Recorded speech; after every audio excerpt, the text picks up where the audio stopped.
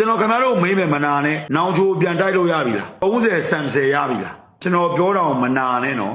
ပြောသလောက်လွယ်လားဆိုတော့ဟာခိမီဖွံ့ဖြိုးတိုးတက်တဲ့နိုင်ငံတော်သစ်စီတို့ဆိုတဲ့တက်မတော်ကြီးလေကမ္ဘာအဆင့်35 39ခုနဲ့မှဝင်နေတဲ့တက်မတော်လေဘာလို့အဲ့လိုတွေဖြစ်နေရလဲလိန်လို့ပေါ့အားလုံးပဲမင်္ဂလာပါကျွန်တော် channel လေးကနေအားလုံးကိုပြန်ပြီးမှကြိုဆိုလက်ပါတယ်ဗျာနော်ယနေ့ AP လ18ရက်နေ့ရဲ့နေ့ခင်းနဲ့နေ့လခေရဲ့နောက်ဆိုရတဲ့နေ့တွေကိုကျွန်တော်ကြည့်ချပြီးတော့တက်ဆက်ပေးမှာဖြစ်ပါတယ်ဗျာနော်ကျွန်တော်တရက်တက်ဆက်မှုလေးတွေမလုံးနိုင်တော့အခုဆိုရင်တစ်ပတ်လောက်ရှိပါပြီဗျာနော်အဲ့ဒီတော့ကျွန်တော်ဒီနေ့ကစားတဲ့နေ့တွေကိုပုံမှန်တက်ဆက်ပေးမှာဖြစ်ပါတယ်ဗျာနော်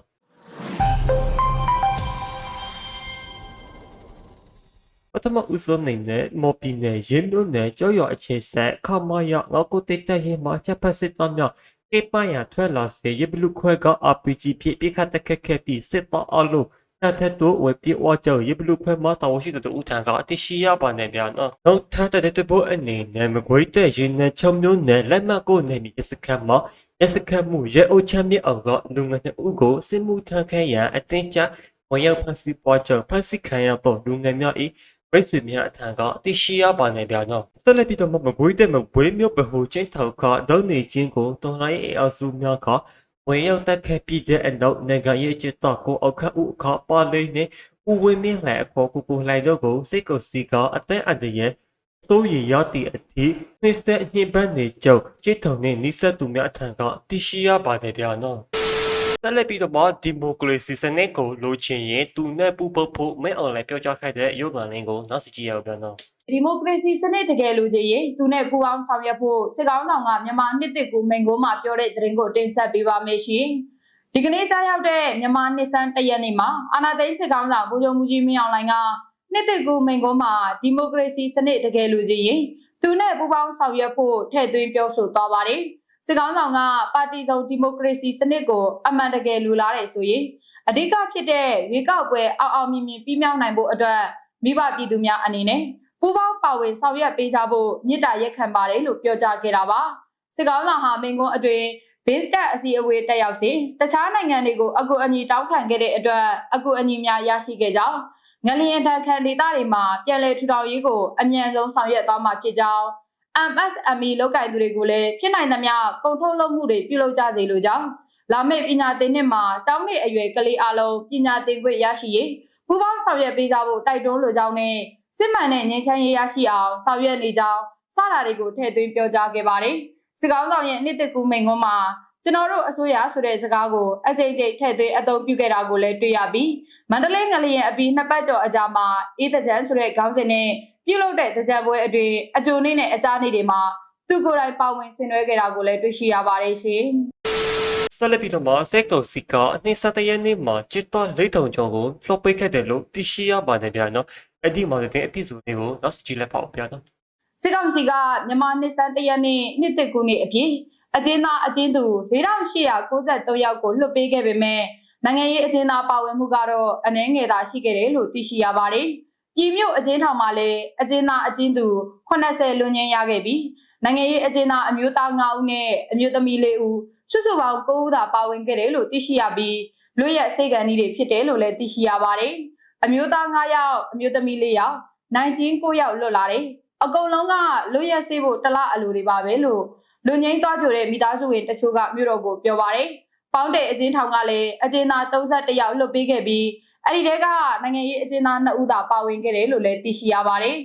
နှလုံး3လုံးနေနဲ့ခိုးမှုတွေများတယ်နိုင်ကျင်းက2ယောက်ပဲပါတယ်သူတို့လူတွေသူတို့ရွေးလွတ်ပေးသလားထင်ရတယ်လို့ထောင်နဲ့နှိစက်သူတဦးကမြို့တော်ကိုပြောပါတယ်စစ်ကောင်စီကရာဇဝတ်ကျင့်ထုံး401ပုံမှန်ခွဲ1အရာထောင်ထဲမှာနေထိုင်ရမယ့်6ပုံတစ်ပုံကိုလျှော့ရက်ပေးတာဖြစ်ပြီးနောက်တစ်ချိန်သာအမှုကိုထပ်မံကျူးလွန်ခဲ့ရင်အခုကြံခဲ့တဲ့ရက်တွေပါပေါင်းပြီးထပ်မံကြားခံရမယ်လို့ယနေ့လွတ်ပေးတဲ့အကျဉ်းသား9000နီးပါးကိုခံဝင်နဲ့လွတ်ပေးခဲ့တာလို့စုံစမ်းသိရှိရပါတယ်ရှင်ဆက်လက်ပြီးတော့မင်းပြမှာစစ်တုပ်ပန်းနဲ့မိတော်စုဝင်190ဦးကိုတကြံကျုံနေမှာအေကပြန်လဲလှော့ပိတ်ခဲ့တယ်လို့သိရှိရပါတယ်ဗျာနော်အဲ့ဒီမှာတဲ့အပီဆိုဒ်လေးကိုနောက်စီကြည့်လိုက်ပါဦးဗျာနော်မင်းပြမြို့သိမ်းတိုက်ပွဲကဖမ်းဆီးရမိခဲ့တဲ့စစ်သုံးမန်းနဲ့မိသားစုအယောက်190ကိုဧပြီလ23ရက်နေ့တကြံအကျိုးနေ့မှာအာရခတက်တို AA ကပြန်လွှတ်ပေးလိုက်တယ်လို့သတင်းရရှိပါတယ် အာရခတစ်တော်ကတိုက်ပွဲအတွင်းမှာဖမ်းဆီးရမိခဲ့တဲ့စစ်ကောင်စီတပ်ဖွဲ့ဝင်တဲ့မိသားစုတွေကိုကောင်းမွန်စွာစောင့်ရှောက်ပေးပြီးအခါကြီးနေ့ရက်ဖြစ်တဲ့ကြံကာလမှာလွတ်ပေးခဲ့တာဖြစ်ပါတယ်။စစ်သားတွေနဲ့သူတို့မိသားစုတွေစစ်ကောင်စီနဲ့ပတ်သက်တဲ့သူတွေကိုအေးအေးကပြန်လွတ်ပေးခဲ့တာဖြစ်ပြီးသူတို့ရဲ့မိသားစုတွေနဲ့တီတီရှာရှာဆက်သွေးပြီးအခမ်းအနားလို့ထောက်ပံ့ကြီးပေးကပြန်လွတ်ပေးလိုက်တာလို့ ULA နဲ့နှိစက်တဲ့မင်းပြမြို့နယ်ကအမျိုးသားတယောက်ကနရင်စရာကိုပြောဆိုပါတယ်။မနက်ပိုင်းကသူတို့ကိုပြန်လွတ်ပေးလိုက်တာဖြစ်ပြီးလွတ်မြောက်သွားသူအများစုဟာလုံခြုံရေးစိတ်ချရတဲ့နေမြေတွေကဖြစ်တယ်လို့သိရပါတယ်။ ဆက်လက်ပြီးတော့မှစခန်းတစ်ခုပြီးတစ်ခုကြာရှုံးနေတာတော့မှခေါင်းရမပြတ်တဲ့အထက်ရရှိတွေကိုဘောဟေဘယ်လိုပောက်ကွက်နေလဲဆိုတာကိုတစ်ချက်လောက်နောက်စကြည့်အောင်ဗျာနော် ကျွန်တော်ခင်ဗျားတို့မေးမယ်မနာနဲ့နောင်ချိုပြန်တိုက်လို့ရပြီလား30ဆမ်ဆယ်ရပြီလားကျွန်တော်ပြောတာမနာနဲ့နော်ကျွန်တော်တို့အားထားရတဲ့တက်မတော်တရက်လေ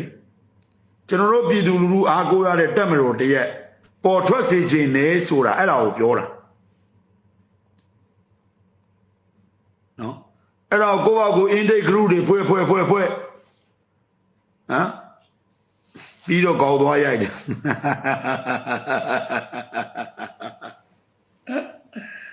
စော်ဘောတွေနော်ဖွဲ့ဂရုတွေဖွဲ့တယ်ဗာသတင်းရလေတမမူတွေဘူချုပ်တွေဘုံမူချုပ်တွေဘူချုပ်တွေလို့တာပြောနေတာတချို့သောဘုံမူချုပ်တွေဘူချုပ်တွေကရန်သူရှိမှဒူးတော့အညံ့ခံပြီးတော့မှလက်မြောက်နေရတာလေအဲ့ဒါကိုခင်ဗျားတို့ကပြောတော့လက်မခံမဲနဲ့မပူပေါင်းမဲနဲ့ဇော်ဘုံရင်ကိုဖမ်းစေချင်ဟုတ်လားမားတာပေါ့အဲ့မှာကွမ်းတာပေါ့ဘာလို့နေလို့ဇော်ဘုံရင်ကအဲ့မှာခွမ်းတာခင်ဗျားတို့ပူလည်းမပူပါဘူးကိုတိကိုသက်ကိုဆရာကြီးကျွန်တော်သိမ့်ပြစမ်းပါကဲမရယားနေဟိုဘက်ကလက်ပံလာတို့စင်ကူးတို့တပိတ်ချင်းတို့မိုးကုတ်ကိုသိမ့်ပြစမ်းပါကဲတရားဇာတ်တော်ပေါ်ကျွယ်သွားတဲ့မိုးကုတ်မျိုးကြီးသိမ့်ပြစမ်းပါမြင်းညာမျိုးမှာ PDF တွေထားသောကြောင်းနဲ့မိုက်ခဲတို့တက်ကြီးတို့ဆိုတဲ့ကောင်တွေနေရာတွေကိုချိန်မုံပြသမ်းမှာခမားတို့အရန်စွမ်းနေတယ်ဆိုရင်အဲ့ဆိုခမားတို့ဘာလိုအပ်နေရလဲပြောလေလူကြီးကိုကာကွယ်ဦးစီးကြီးအောင်သိအောင်ခမားတို့အပွင့်ခတ်တွေတင်ပြီးတော့မှမပြောရဘူးလားကျွန်တော်ကိုပြောခိုင်းလိုက်တတိရှိလား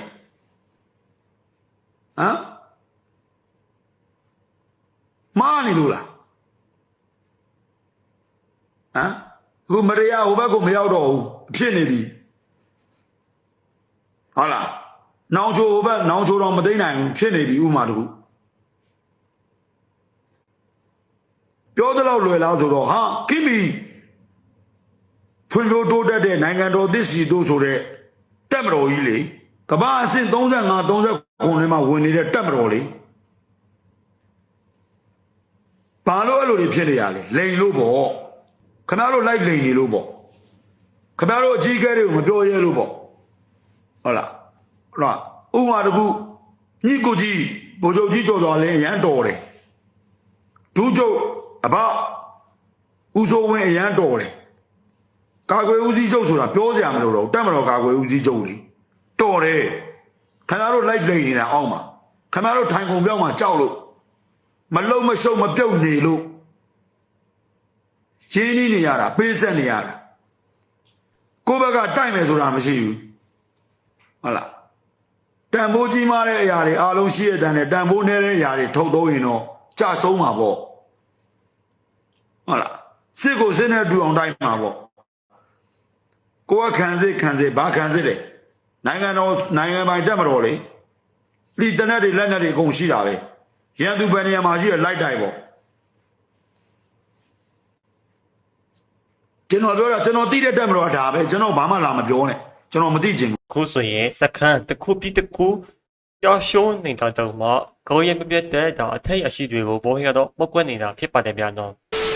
အထွေထွေထိုးစစ်ကိုဆင်နွှဲတော့မယ်လို့ AUG ကထုတ်ပြန်လိုက်တဲ့တဲ့ကိုစီတက်ဆက်ထားတာလေးကိုနောက်ကြည့်အောင်ဗျာနော် တည်င်းကောင်းလာပါပြီကြားချင်နေတဲ့တည်င်းပဲ အဲ့ဒါကဘာလဲဆိုတော့အထွေထွေထိုးစစ်ကြီးတရက်ကိုဆင်နွှဲဖို့မဟာမိတ်တွေနဲ့အားလုံးပူးပေါင်းပြင်ဆင်နေပြီဆိုတော့ဟောင်း MG ဘက်ကထုတ်ပြန်လိုက်တဲ့ဒရင်ပဲဖြစ်တယ်နော် MG ရဲ့တွားနေတဲ့ခြေလမ်းဟာကျွန်တော်တို့တွေစိတ်တိုင်းမကြရင်မကြနိုင်ဘူးဒါပေမဲ့အခုချိန်ဒီခြေလမ်းမလွဲသေးတာတော့လူတိုင်းကြီးလို့မရဘူးဟုတ်ပါတစ်ချိန်ကကျွန်တော်တို့တွေကပြစ်ပြေးဖြစ်ခဲ့တယ်နော်ပြစ်ပြီးတော့ပြေးရတယ်တူမီလေးရန်တောင်းလေးနဲ့အဲ့ဒီပြစ်ပြီးပြေးတဲ့အဆင့်ကနေကျွန်တော်တို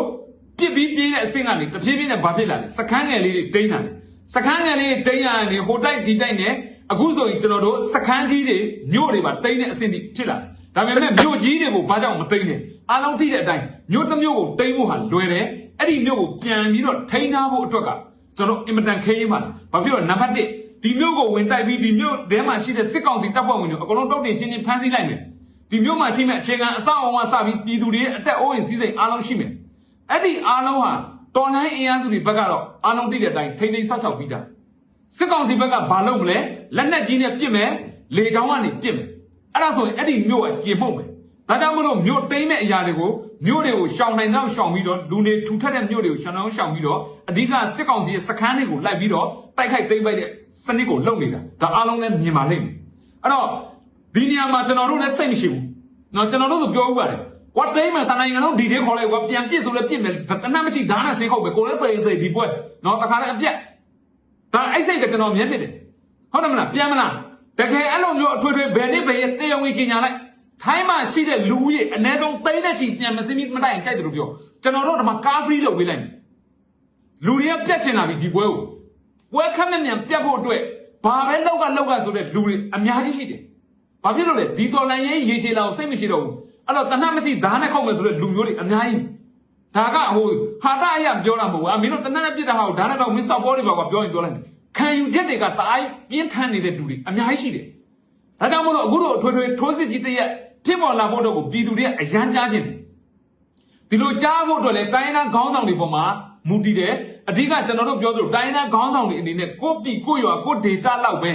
ကြည့်လို့မရအောင်ငါတို့ပြည်နယ်လောက်ပဲငုံကြည့်နေလို့မရဘူးဘုချုပ်ထုံးမြင့်နိုင်ပြောထားတဲ့စကားလေးကိုအားလုံးမှတ်သားဖို့ချဖို့အရေးကြီးတယ်ကျွန်တော်တို့ကနော်ဒီအာနာရှင်ကိုတော်လှန်တဲ့နေရာမှာကိုဒေတာလောက်ပဲကြည့်ပြီးတော့ဆုံးဖြတ်လို့မရဘူးဆိုတဲ့စကားတကယ်မှန်တယ်ဒါကြောင့်မို့လို့တိုင်းသားခေါင်းဆောင်တွေအနေနဲ့ဒီပွဲမှာအားလုံး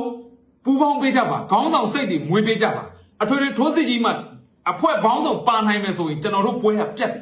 ်ဒီနေရာမှာတခုရှိတယ်ကျွန်တော်တော်လိုင်းဘက်ကပါဆိုတဲ့လူတွေတချို့ကလည်းတခါကျဥယျာဉ်မူကိုဘာဖြစ်လဲညာဖြစ်ဆိုတော့ခဏပြီးပြောတာတွေရှိတယ်ဒါဆိုရင်ကျွန်တော်တို့ပြောမယ်ဥယျာဉ်မူထက်ကိုကပိုလုံနိုင်နေပြီလားအဲ့ဒါဆိုရင်တော့တရားဝင်စိတ်ခေါ်လိုက်ဟုတ်တယ်မလားတရားဝင်အကူညီတောင်းလိုက်ပြောလိုက်ဖယ်ပေးနေရပါပေးငါလုပ်ပြမယ်ဒါပေမဲ့လုံမယ်ဆိုဗဒန်းနဲ့လုပ်ပြမယ်အရင်ဆုံးမူဝါဒချမှတ်ပြမယ်ဘလို့ပုံစံမူဝါဒနဲ့လုပ်မယ်ဘလို့ပုံစံလုပ်မယ်ဆိုတဲ့ဟာဟုတ်တယ်မလားအဲ့လိုမဟုတ်ဘဲနဲ့ကျွန်တော်တို့ကိုတော်လှန်ရေးဘက်ကဘာလို့တာပြောပြီးတော့တော်လှန်ရေးဘက်ကအချင်းချင်းတိုက်ခိုက်တဲ့လုပ်ရက်ကိုဒီအချိန်ဒီမှာလုံးဝရှောင်ချတင်ပါတယ်နော်ကိုစိတ်တိုင်းကြတော့ဘယ်အရာမှမဖြစ်ဘူးကိုတော်မှစိတ်တိုင်းကြလားလို့မှန်တယ်ပြန်ကြည့်ပြီးမေးကြည့်လိုက်ပါသူများတကာကိုစိတ်တိုင်းမကြလို့ပြောတော့မယ်ဆိုရင်ငါကောစိတ်တိုင်းကြလားဆိုတဲ့စကားလေးကိုအမြဲမေးကြည့်ပါနော်ကျွန်တော်တို့လည်းအဲ့လိုပဲကိုသုံးသက်လူတွေခါကျရင်ကိုလုံးစိတ်တိုင်းမကြဘူးအဲ့တော့စိတ်တိုင်းမကြတဲ့အပေါ်မှာဗဇက်ကထင်ရလျှောက်ပြောကြမယ်ဆိုကျွန်တော်တို့အတွက်အပြက်ဘက်ကိုပဲဥတီသွားပါလိမ့်မယ်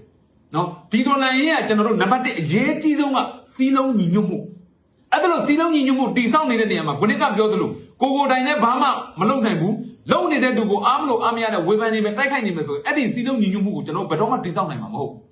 းသူတို့အထွေထွေထိုးစစ်ကြီးတရက်ခက်နေပေါ်လာနေအေးဒီရခိုင်ပြည်သူတွေပြောတဲ့စကားရှိတယ်မြေကြီးပဲကြံမစေတဲ့ဝယ်မြေကြီးပဲကြံမစေတဲ့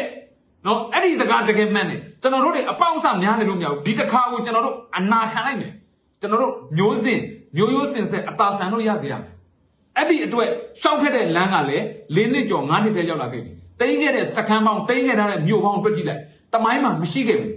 စစ်တပ်စတင်တည်ဆောက်တဲ့ကဒီလိုမျိုးနော်စစ်တပ်ကကြာရှုံးမှုဆိုတာမြမတမိုင်းမှာရှိခဲ့တာအဲ့ဒါပဲအရင်ကြည့်ဒါကြောင့်မလို့ကျွန်တော်တို့တော်လှန်ရေးဟာမနိုင်စရာအကြောင်းမရှိဘူးနော်ကြာနေတာတစ်ခုပဲရှိတယ်ကြာနေတဲ့အပေါ်မှာထိုင်ပြီးကဲ့ရည်တဲ့ကောင်ကအတိတရားမဲ့တဲ့စောက်ဘိန်းတွေရှင်းလေးပဲနော်တိုက်တဲ့လောက်ပညာတွေတိုက်ဘွဲ့တွေရထားပါစေတော်လှန်ရေးကြာနေတဲ့အပေါ်မှာထိုင်ကဲ့ရည်တဲ့ကောင်ကအတိတရားမဲ့တဲ့စောက်ဘိန်းတွေထမင်းအောင်ကြိုးမတန်တဲ့ကောင်မျိုးတွေအောက်တန်းစားတွေဒီတိုင်းပြည်တွေအောက်တန်းစားတွေနော်အဲ့ဒီထိုင်ကဲ့ရည်တဲ့ကောင်တွေကြီးလိုက်ဘယ်နေရာမှာလှုပ်လဲထိုင်ကဲ့ရည်နေလို့ဟဲ့နိုင်ငံတော့ဘယ်နေရာမှာအကျိုးမဖြစ်ဘူးရန်သူတော့ပဲအကျိုးဖြစ်သွားမှာအဲ့တော့ကျွန်တော်တို့ကဒီကာလကထိုင်ကဲ့ရည်ပြီးတော့အချင်းချင်းတိုက်ခိုက်နေတဲ့ကာလမဟုတ်ဘူး ကျွန်တော်အမြဲပြောတဲ့စကားလို့ပေါ့ပေလောက်ယွန်းနေပါစေတတ်ချင်လောက်မုန်းနေပါစေဒါပေမဲ့ဒီကောင်ဟာတော်လန်ရေးကိုအကျိုးပြုနေတယ်ဆိုရင်သူ့အတက်အန်ရဲ့သူ့လုံခြုံရေးတော့ကိုကတွားကာကွယ်ပေးလိုက်ကောင်အဲ့ဒါတော်လန်ရေးပေါ်ထားတဲ့အဲ့ဂရိတစ္ဆာပဲလားပြီးမှတော့တော်လန်ရေးပြီးတာလက်လိရမယ်ရှင်းလေးပဲဒါပေမဲ့တော်လန်ရေးကာလမှာဒီကောင်ငတ်ရတယ်ဒါပေမဲ့ဒီကောင်တော်လန်ရေးလုပ်နေတာပဲဒီကောင်တယောက်တိုက်ခိုက်မယ်ပုတ်ခတ်မယ်တတ်ဖြတ်မယ်ဆိုတော့ကိုကကာကွယ်ပေးရအဲ့ဒါဟာတော်လန်ရေးပေါ်လူတိုင်းထားရမယ်စိတ်ထားပဲဒါကြောင့်မို့လို့ကျွန်တော်ဒီတော်လန်ရေးကအချိန်မရှိဘူးနော်ခက်မြန်ပေါ်လာဒီကောင်းလေတနိုင်ငံလုံးအတိုင်းအတာနဲ့ထိုးစစ်စီကိုတနေ့တည်းတစ်ချိန်တည်းတရက်တည်းတစ်လတည်းလုပ်နိုင်ကြည့်တော်လန်ရေးစတာအချိန်မှာလက်ထဲမှာလောက်လေးกว่าတော့မရှိဘူးတေရိုးတွေမရှိရသေးဘူးလက်သုံးချောင်းမထောင်ခဲ့ကြတာအဲ့ဒီအချိန်မှာအခုပုံစံမျိုးတနက်တွေရရှိရန်အဲ့ဒီတွေကပွဲပြက်တယ်အဲ့တော့ကျွန်တော်တို့တနိုင်ငံလုံးအတိုင်းအတာနဲ့တစ်ချိန်တည်းလုပ်ကြည့်အသေးခံမလားခေါ်လိုက်ပါထိုင်းမှာရှိတဲ့အင်အားတွေဘလောက်ဆင်းလာမလဲဆိုတော့ခေါ်လိုက်နော်ဘယ်သူမှဒီနိုင်ငံမှာနေကြည့်လို့နေကြတာမဟုတ်ဘူးဘလောက်ပဲပတ်စံရသည်ဖြစ်စေမရသည်ဖြစ်စေမျက်နှာအငယ်ခံပြီးနေရတယ်ဆိုတော့ကိုယ်နိုင်ငံမှာအခုလို့ခွေးမျိုးတွေခွေးကြံကြံလို့နေလို့မရလို့ကျုပ်တို့ကညနိုင်ငံမျက်နှာငယ်နဲ့နေရတာဘယ်ကောင်မှမနေကြည့်ဘူးအဲ့တော့ကျွန်တော်တို့တွေကဒါကိုအရန်လိုရတယ်ဒီပေါ်မှာတချို့တွေတိုင်းသားလက်နက်ကင်တွေကတော်လန်ရေးကိုစီးပွားရေးလို့လုပ်ပြီးတော့စောက်ပေးချနေကြတယ်အဲ့ဒီအတွက်တော်လန်ရေးကကြားတယ်ပြဿနာဒါပဲနော်အဲ့တော့ဗိုလ်ချုပ်ထွန်းမြတ်နိုင်လို့ဗိုလ်ချုပ်ဂွမ်မော်လို့နော်ကြည့်ပါတော်လန်ရေးဘက်မှာအဲ့လိုခေါင်းဆောင်တွေအများကြီးလိုအပ်တယ်အဲ့ဒီခေါင်းဆောင်တွေအနေနဲ့လည်းကျွန်တော်တို့ပြောချင်တာကဗိုလ်ချုပ်ထွန်းမြတ်နိုင်ဒီရခိုင်ပြည်သူအတွက်ပဲခေါင်းဆောင်ဖြစ်နေတယ်မထင်ပါနဲ့တော်လန်ရေးပေါ်ကိုဖြောက်မှန်ရက်တည်တဲ့ဘယ်တိုင်းရင်းသားခေါင်းဆောင်ဖြစ်ဒီချိန်မှာတနိုင်ငံလုံးကခေါင်းဆောင်ပဲကျင်းနေတယ်နော်ဒါကြောင့်မလို့ဒါလေးကိုအားလုံးသဘောပေါက်ပေးပါတိုင်းသားခေါင်းဆောင်နေနေတဲ့တော်လန်ရေးပေါ်တာခင်ဗျားတို့စေတနာမှန်နဲ့ပြက်သားရက်တည်ပေးအမုန်းခံပြီးရက်တည်ပေးခင်ဗျားတို့အနောက်မှာပြည်သူအားလုံးရှိတယ်ပြည်သူတွေကခေါင်းဆောင်စားနေကြတာဗျဒေါ်အောင်ဆန်းစုကြည်တခုတည်းကိုပဲအားကိုးပြီးတော့နေရတဲ့ဘဝကနေခေါင်းဆောင်တွေအများကြီးအနောက်ကနေနေကျင်တဲ့ဘဝကိုလူကျင်နေကြတာအဲ့ဒီအတွက်ရဲထွက်ပေးပါငါလုံးဖြစ်ပါမလားငါထွက်ရင်ငါ့ကိုပြောကန်ထိမှာဆိုတဲ့စိတ်ကိုမမွေးပါနဲ့ကျုပ်တို့ပြည်သူတွေလိုနေတာခေါင်းဆောင်တွေပါဒါကြောင့်မလို့ဒီအထွေထွေထိုးစစ်ကြီးကိုကျွန်တော်တို့ပြည်သူတွေကြိုဆိုတယ်ဒီပွဲခက်မြန်ပြတ်ဖို့အရေးကြီးတယ်ဘာဖြစ်လို့ကြိုဆိုတာလဲစိုးရင်စိတ်တစ်ခုပဲရှိတယ်တော်လှန်ရေးနဲ့ပတ်သက်လို့အဲ့ဒါပါလေပြည်သူတွေအားလုံးထဲမှာတနက်ရနေပြီစကိုင်းတွေတက်ရင်မောင်းယာရှိတယ်အဲ့လူတွေအားလုံးလက်ထဲမှာတနက်တွေနဲ့နော်တော်လိုင်းမနိုင်စရာမပူတော့ဘူးစိုးရင်ကတခုပဲအဲ့ဒါပါလေစီးရီးယားပုံစံမျိုးလက်နက်ကင်အဖွဲ့တွေပလူပြန်ပြီးတော့ဒီတိုင်းကြီးလက်နက်ကင်အောက်ထဲမှာအကုန်လုံးဘဲကလန်းစင်ဖြစ်ကုန်မဲ့အရေးကိုဒါစိုးရင်တော်လိုင်းမနိုင်စရာမပူတော့မင်းအောင်လိုက်တိုက်တယ်လို့ထုတ်တွေးရထားလာပြီးတော့မင်းအောင်လိုက်ထုတ်ကိုငယ်လေးကိုဖနှောက်နဲ့ပေါက်ပြီးတော့နော်ဘယင်ဖြစ်ပါတယ်တင်မြောက်တော့မရတော့ဘူးအဲ့ဒီနေသားတွေဖြစ်နေပြီဒါကြောင့်မလို့ဒီတိုင်းကြီးခက်မြန်အေးချမ်းမှုအတွက်အားလုံးဝိုင်းပြီးတော့တစ်ချိန်ထက်တစ်ညံနဲ့စုပြီးတော့ဝိုင်းလောက်လိုက်ကြရင်ခက်မြန်ပွဲပြတ်ရင်ဒီဝီကျွေးကနေကျွန်တော်တို့ခက်မြန်လွတ်ကြ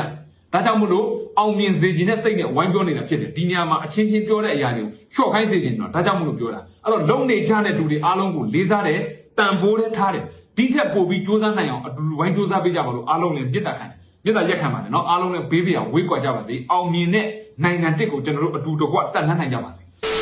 ဒီတူတော်လှန်ရေးတပ်တွေထိချုပ်ထားတဲ့နယ်မြေတရားကျော်ကိုအလို့ဆိုမထိချုပ်နိုင်သေးဘူးဆိုတဲ့အကြောင်းဆရာလူမြတ်ကျော်တစ်စက်ထားတာလေးကိုနောက်စကြည့်ရအောင်ဗျာနော်မြို့သားညီညွတ်ရေးအစိုးရရဲ့တမရယာယီတမရဒီဒူဝါလရှိလာကမြန်မာနိုင်ငံတဝန်းလုံးမှာစစ်ကောင်စီထိချုပ်ထားတဲ့နယ်မြေဟာနိုင်ငံရဲ့လေးပုံတစ်ပုံမရှိတော့ဘူးလို့မြေမြေအခြေအနေအများကြီးပြောပါတယ်ဟုတ်တယ်နော်တော်လိုင်းပြီးတဲ့အောင်ဝဲဟာ2025ခုနှစ်မှာရယူရေးစ조사ရမယ်လို့လည်းသူကဆိုပါတယ်အဲ့တော့တမိုင်းတစ်လျှောက်မှာ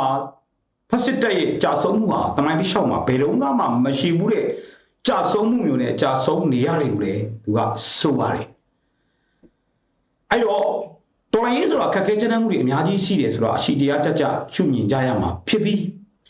ပြည်သူကိုစစ်မှတ်ပြုနေတဲ့စစ်အုပ်စုကိုတိုက်ထုတ်တဲ့တော်လှန်ရေးဖြစ်တယ်လို့စစ်အာဏာရှင်မှန်သမျှစစ်အာဏာရှင်အမှုအကျင့်အတွေးခေါ်မှန်သမျှအဆုံးသတ်ရေးဆင်နွှဲတဲ့တော်လှန်ရေးဖြစ်တာကြောင့်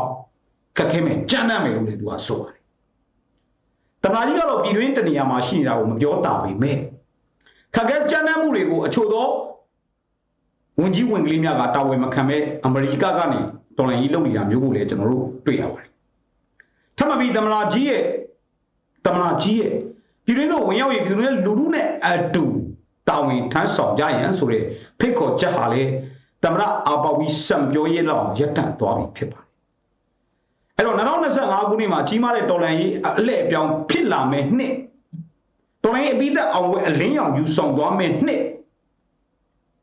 ဖြစ်ဖို့ကျွန်တော်တို့တော်လှန်ရေးအင်အားစုတွေအောင်စားတဲ့တပိုးစူးစမ်းသွားရမှာဖြစ်တယ်လို့ဆိုပါတယ်လက်ရှိမှာအန်ယူဂျီပါဝင်တော်လိုင်းအင်အားစုအားလုံးသိမ့်ပိုက်တာလည်းမျိုးပေါင်း100နီးပါးလို့ကျွန်တော်တို့တွေ့ရပါတယ်ပြောပါတယ်ဆိုတော့ဟုတ်ပြီ၄ပုံတစ်ပုံပဲရှိတော့တယ်ဆိုရင်မြေပြင်အခြေအနေကဤကဲ့သို့အမှန်တိုင်းဆိုရင်မြို့သားညီညွတ်ရေးအစိုးရရဲ့စီမံခန့်ခွဲမှုဆိုင်ရာရုံးများအစိုးရဝန်ကြီးရုံးများတို့မို့အခြားပြည်သူလူထုကိုစီမံခန့်ခွဲရေးရန်တရားတွေကိုစတင်အကောင့်တွေဖော်နေပြီလားဒါမျိုးတွေကျွန်တော်တို့ဒီလေ့လာသုံးသပ်ကြည့်တဲ့အခါမှာ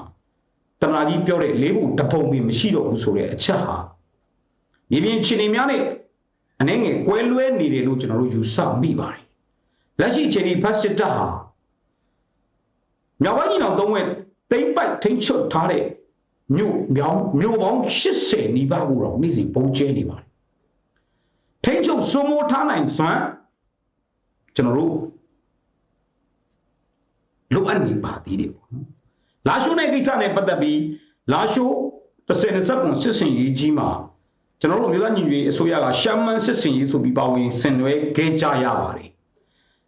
အမရီအောက်ကတုံးမို့ PDF လူငယ်တွေအများပြားရှမ်းမြောက်လာရှိုးတိုက်ပွဲမှာပါဝင်ဆင်နွှဲကြပါတယ်သို့တော့လာရှိုးမြို့ကြီးကို MND စုံဖြတ်ချက်နဲ့ပြန်လည်ပေးအပ်မှုအပေါ်မှာတော့ NUG ကလုံးဝဝင်ရောက်ဆွတ်ဖက်နိုင်ခြင်းဝင်ရောက်ထိန်းညှိနိုင်ခြင်းဝင်ရောက်ဆွေးနွေးညှိနှိုင်းပေးနိုင်ခြင်းမရှိသေးတာကိုကျွန်တော်တို့ဆက်တွေ့နေရပါတယ် ဟုတ်ကဲ့နော်ဒါကတော့ကျွန်တော်တို့တော်လှန်ရေးတပ်တွေထိချုပ်ထားတဲ့နယ်မြေတရားကျော်ရှိတဲ့အထက်ကမှဒါအလုံးစုံထိချုပ်မနှံပေးဘူးဆိုတဲ့အကြောင်းဆရာလူမြတ်ကျော်တက်ဆက်ထားတဲ့တိုလေးဖြစ်ပါနေပြနော်ဟုတ်ကဲ့နော်ကျွန်တော်ရဲ့ဒီကနေ့တင်ဆက်မှုလေးတွေကတော့ဒီလောက်ပါမယ်နော်ကျွန်တော်ရဲ့ဗီဒီယိုကိုအစကနေအဆုံးထိကြည့်ရှုပေးတဲ့သူတွေ့ရှိတဲ့ကိုလည်းအထူးပဲကျေးဇူးတင်ရှိပါနေပြနော်အလိုပဲနော်ဗီဒီယိုဖတ်မှာပြန်လည်ပြီးတော့မှအစိုးစီကြမှာပြန်နော်